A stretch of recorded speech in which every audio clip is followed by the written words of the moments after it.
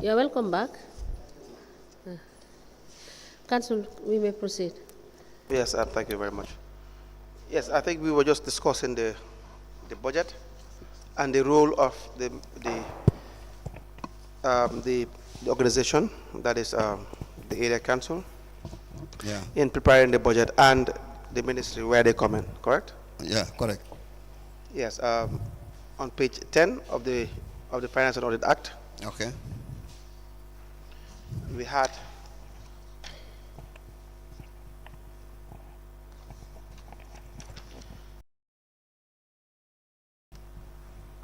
approval estimates prepared under section budget shall be in such a form as may be directed by the financial manual. The draft estimate shall be displayed at ward levels for comments before submission to the council. Now, the draft estimates shall be considered at a meeting of the council, especially convened for the purpose, and a copy of the draft shall by resolution of the council be submitted to the Secretary of State within such time and in such manner as may be directed by the financial manual. Sub 4, the Secretary of State shall consider the draft estimate submitted by a council and may make observations and comments on the whole or on any item or items contained in the estimates before returning it to the council. That's true. Sub 5, that the council shall reconsider the draft estimate, taking into account the observations and comments of the Secretary of State. 6, where the Secretary of State is of the view that the draft estimate of a council is not in conformity with this act or national policy or the financial manual, he or she shall direct the council to comply accordingly. That's correct. Now the council shall forthwith comply with the directive and revise the estimates accordingly. Correct. So here they have a role to play. Yes, they do. In relation to endorsing, making sure it is in compliance with the relevant legislations or laws that may be available. That's correct. Is that not the case? That's so the budget does not just have to be prepared at the council level and it stops there. No. It has to go to the ministry for scrutiny. For scrutiny. And as you've just read, yes, the minister will look at it and see if there are any observations he has. Yes. And those observations will definitely be looked at. Yes. Considered by the council. Yes. So where this procedure, including the consultative process, is not followed, then you wouldn't have had a very appropriate budget. Then that would not be correct. Not be correct. I don't know. Thank you very much. Are there any questions for Mr. Jallow regarding the budget?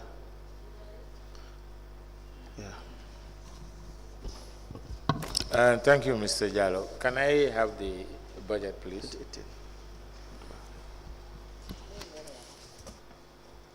Mr. Jallow. Yes. You were there in 2019. Yes.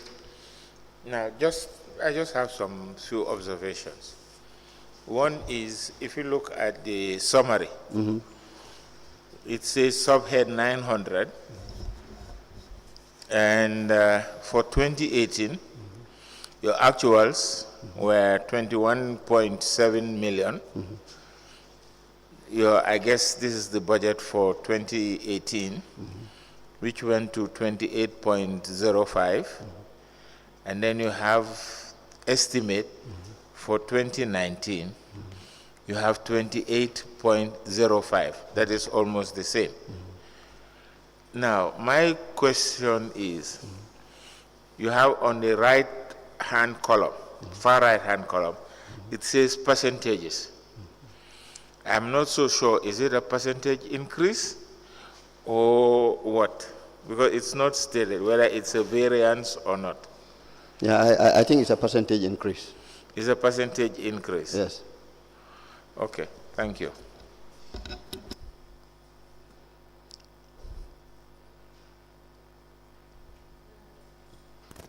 Mr. Jallow, yes, ma'am. If you look at the 2018 budget, there is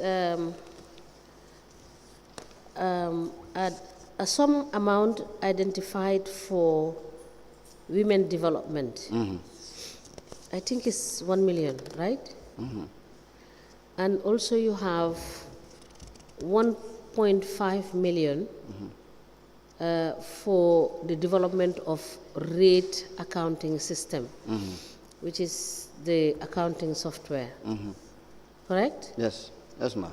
Yes. Can you explain a bit about that? I think that was an estimate, a budget that we just estimated, putting into consideration that we want to have that software.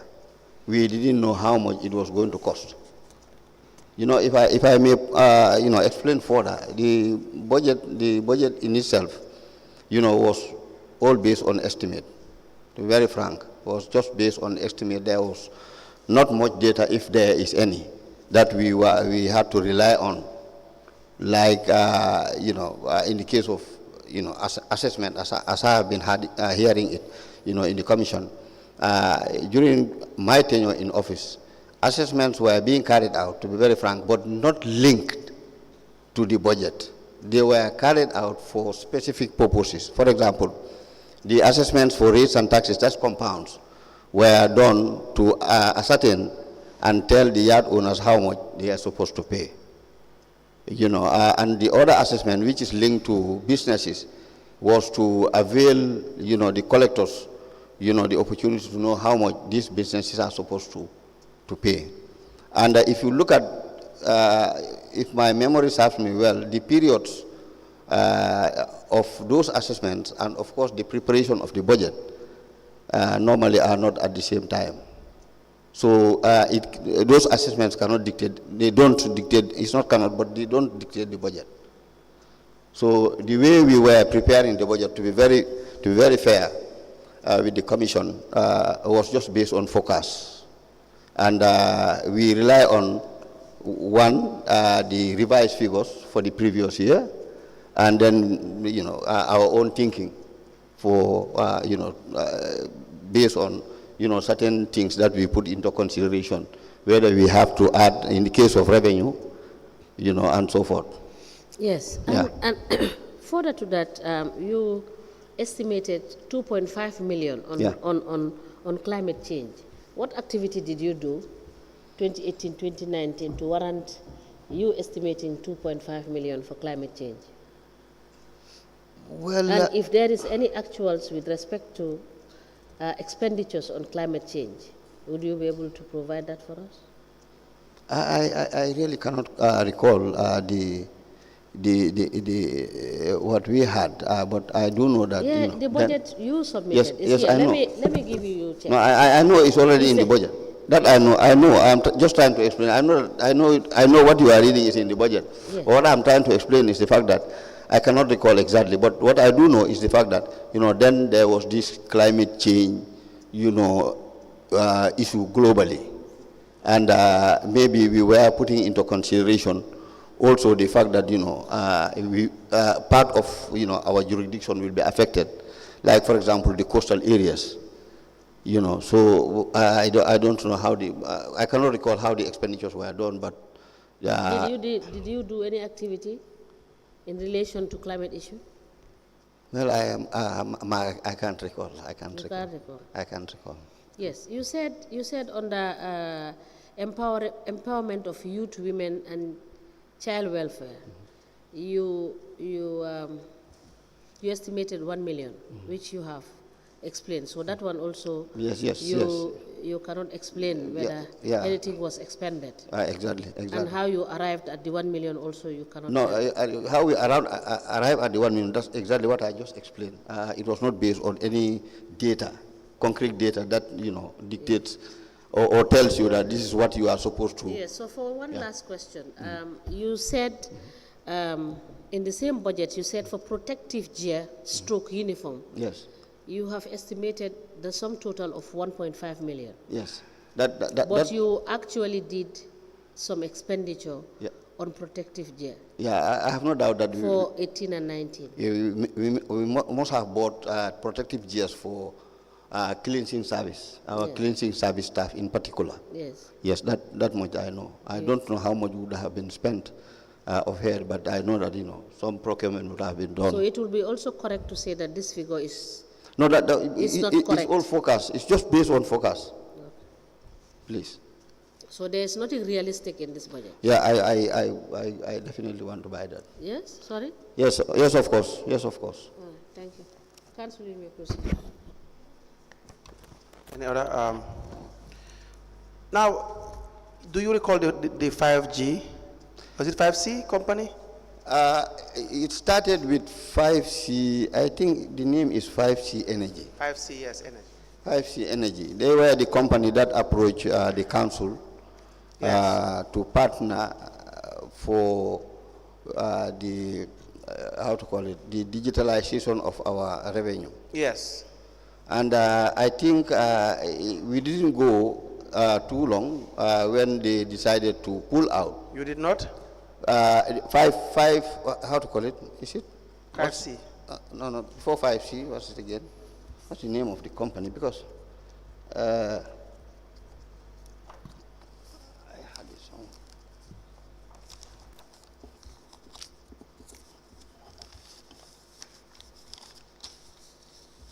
Q-Link. Sorry, I was referring to Q-Link. Q-Link was the first company that came and approached the council for partnership in the digitalization of our revenue areas. Which year was this? I think it should be somewhere around 2018, 2019, because it was during my tenure in office. Right. Yes, but they didn't go. We didn't go with them long when they decided to pull out, and I think 5C Energy was their local partner, and as a result, they handed over the process or the program to 5C, whom we started the program with. How was that done? How was that done? If you say they handed it over to 5C, how was it done? You have an agreement? Were you? No, we had an agreement with 5C. With Q? Did you say Q? No, Q-Link, they just started. You know how they started is, they came to the council and offered that kind of partnership. Yes. If you like, and we were invited. We were invited, myself, the chairman, I think one staff at the office, plus somebody from, how to call it, Gaipa. Okay. But they foot the bill. They were council didn't pay anything. They foot everything. Which bill is that you're referring to? Our travel to Dubai. Okay, you went to Dubai. Yes, we went to Dubai. We went there, and then they were able to show us, and convince us that, we can. So it was not a subject of tender? No. Didn't go through it. Why was that? Well, I think that was not correct, but it didn't go to tender. Was not? It was not correct, but it didn't go to tender. Yeah, I know it was not correct, but we want to understand the background. Yes, that's what Why was it not a subject of tender? That's what I'm trying to explain. They came, offered themselves to the council for us to partner. Yes. Now, and they offered us the opportunity for us to go with them to Dubai. It's not an opportunity. I wouldn't call it an opportunity where you would not have maybe, where you don't have very open tender to be able to achieve the basics in relation to the procurement regulation and act. That is just to have value for money. Okay, that's fine. Then you wouldn't say it's an opportunity because you may be missing out on the best companies that may be offering the best services at a very more reasonable rate. Okay. So that's why I wouldn't see it as an opportunity. Okay, no problem. So you are free to defer and provide the commission with a reason as to why you defer. But again, that's why I wouldn't think it's an opportunity because the act or the law says it has to be a competitive process. Yes. Is that not the case? Yes. The rationale is to achieve. And that I have already agreed. Okay. But what I'm saying is the fact that, when they came, for them to be able to convince us, more of the reason why they offered us that opportunity. Okay. To go and see, In you Dubai. know, in Dubai. What they And were you doing. went with the... I went with the chairman, Sirifo Sonko? Sirifo Sonko, and one staff who is at the IT. Okay. I think the name is, I think it's Badu Jeng. Badu Jeng. And then there was also somebody from Gaipa, I can't recall. Was there a report? Was there any? A report from your visit? No. So when you came back, you made a decision to work with them? No. When we came back, they came, and then, you know, on so many occasions, they met with the council. Yes. And, you know, introduced, you know, their, how to call it, their product to the council. And then? By way of, you know, how to call it? Demonstration, simulation. Demonstration and so forth and so forth. And at the end of the day, you know, it took too long for them. Maybe the council was not, you know, serious about it. So they decided to pull out and then introduce 5C energy. Then they didn't pull out? They did.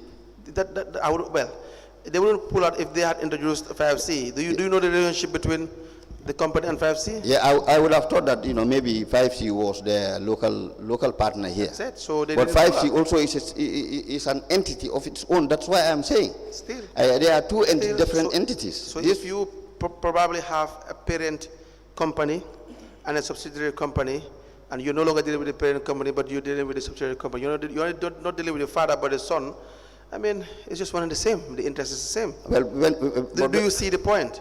Yeah, I see where you're talking from, but when you come to the issue of, you know, company, yes, these are two different entities. No, they're not. They are, of course, they are. They're not. They are. They are.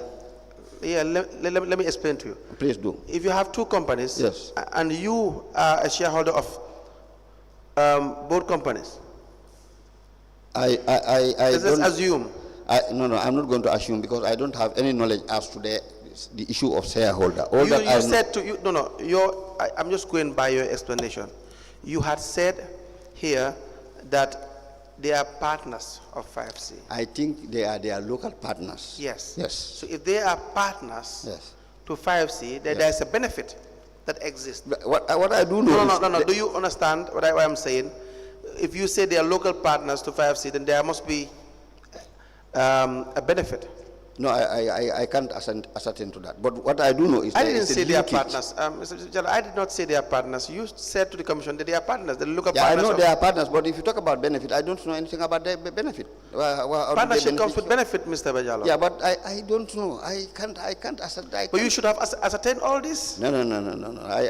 What I do know is they decided to pull out, and then, you know, and they introduced to you 5C. That's what you said. Well, I should think so. That's what you said. Yes, I know they have a relationship. Exactly. They have a relationship. That's it. But I know I know that there are two different companies.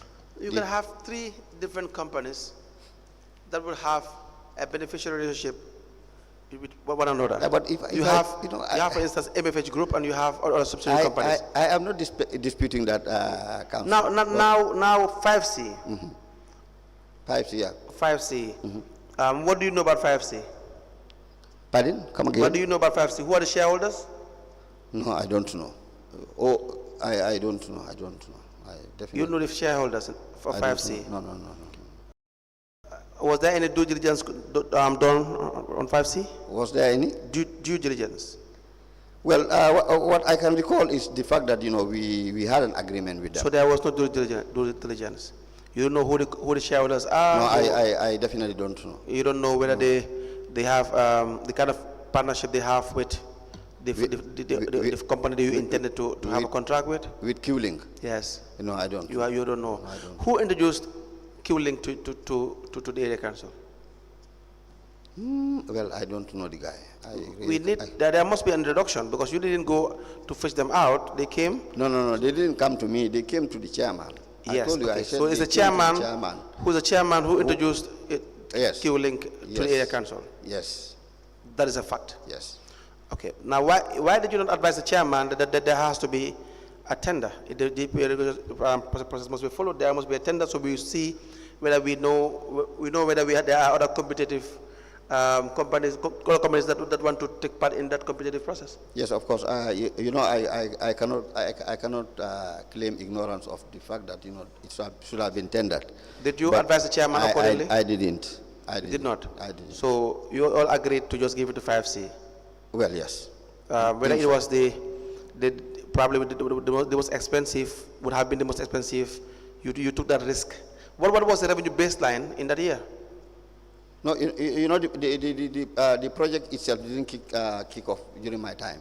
But you negotiated the deal. We just negotiated the deal. Yes, so you must have negotiated the deal with clear terms, knowing fully well that this is the benefit that, that the area council will have and the benefit the company will have. And then we know they work with baselines so that when they collect this revenue, through the automated system, the profit margin, there will be that share in profit margin, correct? No, I can't recall that. All that I know is we just set the pace, and then, you know, during 2019, and then I left. So what was the revenue baseline in 2018 that would have informed you in relation to having an agreement in 2019? Do you know?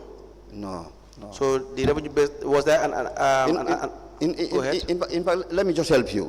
What I do know and recall is the fact that the reason why we thought, yes, you know, linking up with Q-Link, yes, would have, you know, catapult our revenue naturally, yes, was the fact that, you know, we were experiencing a lot of revenue leakage at even with the advent of the technology. In fact, there was still leakages. But go ahead. Yes, exactly. So we thought, you know, as you know, explained to us, we thought if we go in for the machines, it would have reduced the leakage. Fantastic idea. Yes, and that was the only reason why we went in for it. Fantastic idea, but it doesn't have to be the end justifying the means. No. It doesn't have to be the end justifying the means. The means must be accurate and in line with legality. I agree. It has to be legal. I agree. Understand that? Maybe we are just desperate, and as a result, I wouldn't know. You know, when these things happen,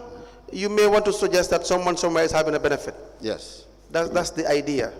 Yeah. So, but then again, let me ask you another question. We will try to call you back to give us more information about 5C. You may go and find out regarding the introduction of 5C and the revenue baseline in that year.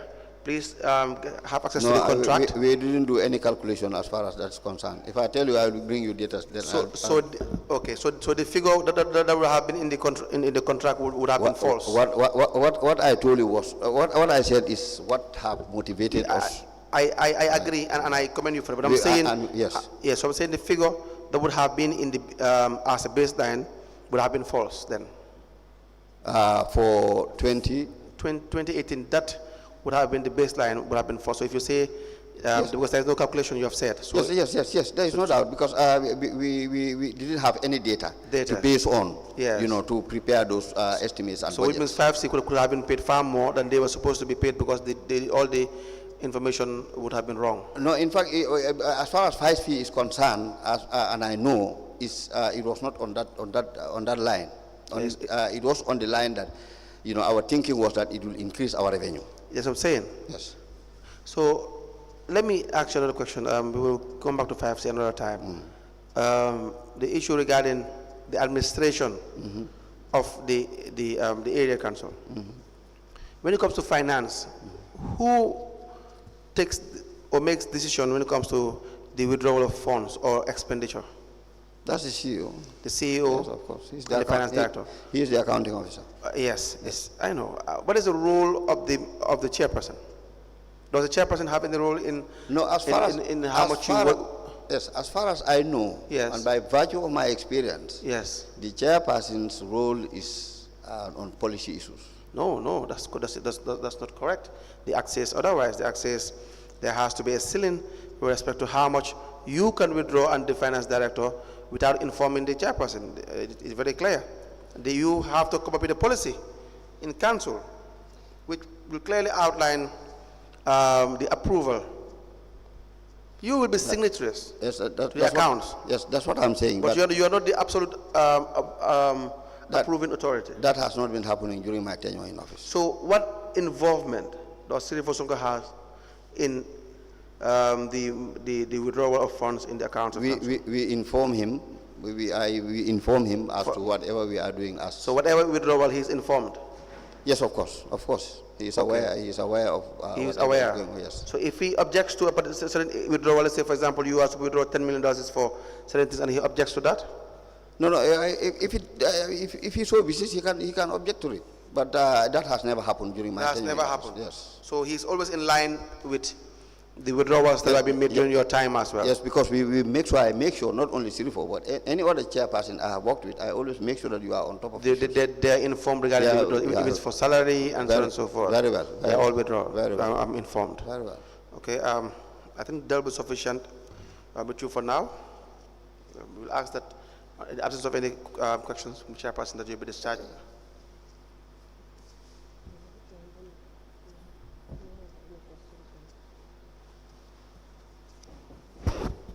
No, we don't. Council. Yes.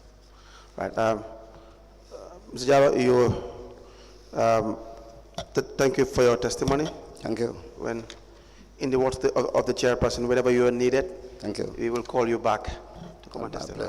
Thank you. Right? Thank you. Thank you. Yes, Mr. Jallow, for yes, ma'am. The 2018 and 2019. Yes, ma'am. These are the budgets that yes, ma'am. That you had and that yes, what you worked with. Yes, ma'am. Thank you. Thank you.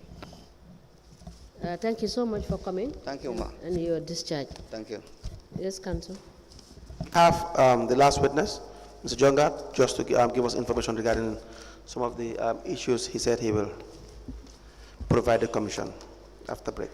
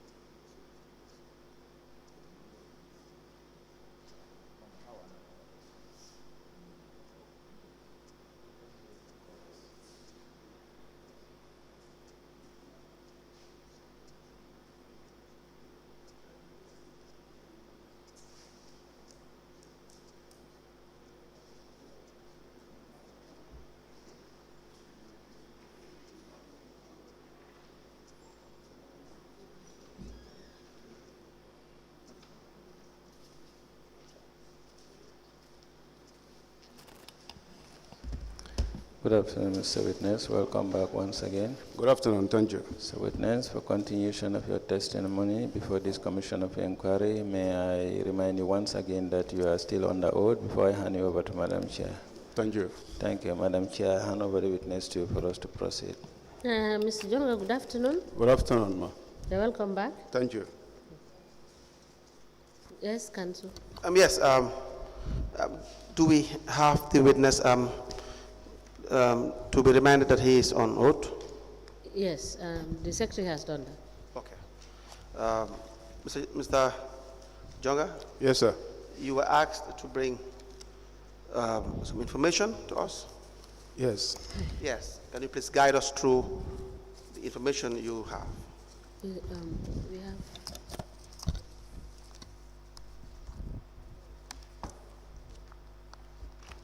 I have the copies of the invoices from 5C Energy. The copies of invoices from 5C Energy? Yes, I will have to provide the details of payments if I am permitted, because I could not get the details of payments at this point in time, yes. But I have the invoices. So can we have a cover letter and you attach the copies of the to invoices? those details? Okay, all right, thank you. I also have the approval for the framework agreement for the procurement of fuel. For which year? 2021. 2021. Can we please see that? For GNPC? Yes, sir. I also have a copy of the request letter from the council requesting for approval to single source the procurement of the COVID-19 rice. Yes.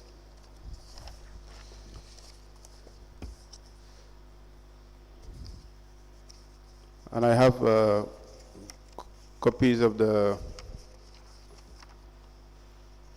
contract agreement between Brikama Area Council and Mamadou Jallow for leasing of a plot of land located in the Brikama market, measuring 16 by 10. Okay. And another contract between Brikama Area Council and Mamadou Jallow of Sukuta for the leasing of the triangular space opposite Arab Gambian Islamic Bank in Brikama.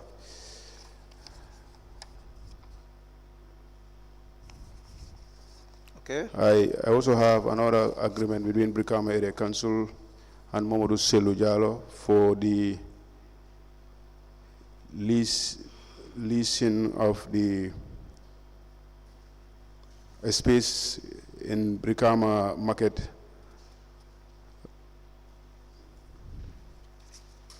Yes, go on. Yes, so these are the three copies that I have. These are the documents that you have?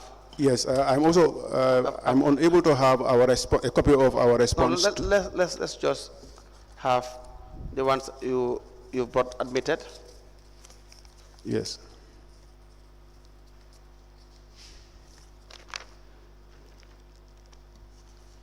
We apply to tender a letter addressed to the Chief Executive Officer from the Gambia Public Procurement Authority, 30th September 2021, with the heading submission of bid and contract document for the procurement of fuel on a framework supply model, signed by Paul Mendy for the Director General.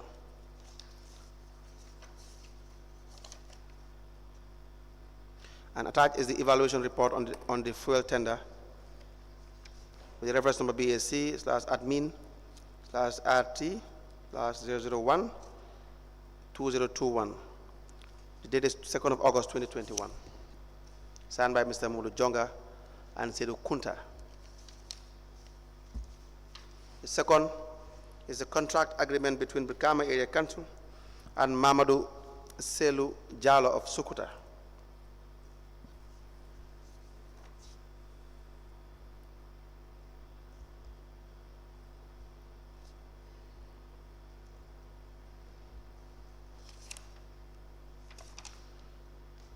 The third is a contract agreement between Mr. Mamadou Jallow and Brikama Area Council.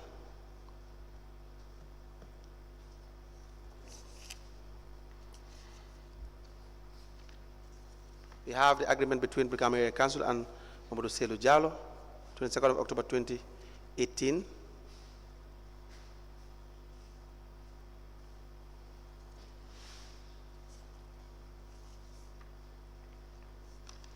And a request for approval to single source letter addressed to CEO, Brikama Area Council, 30th of April 2020.